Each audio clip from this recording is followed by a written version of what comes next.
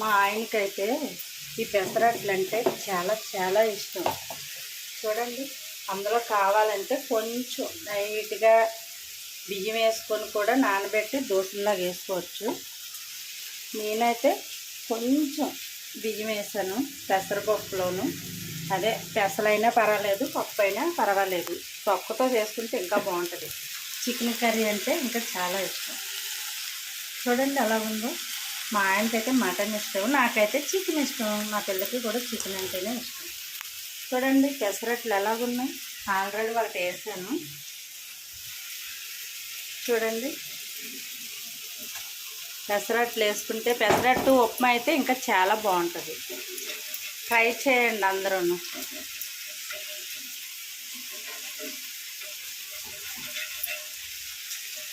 కొంచెం పలసనది కదా, అందువల్ల అవి వచ్చిందట్టు. అలా ఉంది పెసర దోశ, పెసరపప్పుతో అట్లు, చికెన్ కర్రీ,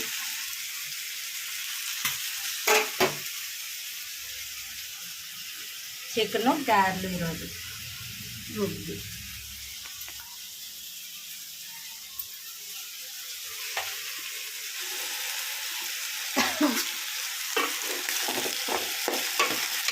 ఇలా బాగా ఫ్రై అవుతే చాలా బాగుంటుంది చికెన్ కర్రీ.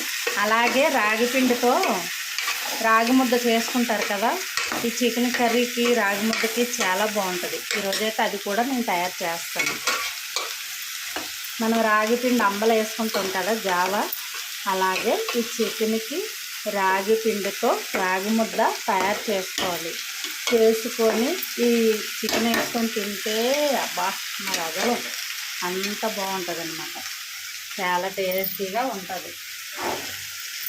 నేను అలాగే తయారు చేసుకుంటాను.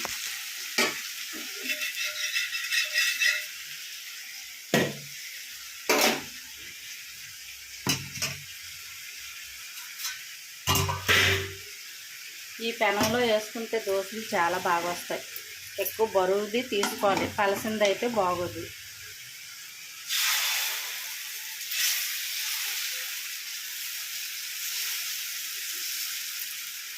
ఈరోజు టిఫిన్ ఇదే పెసరట్లు.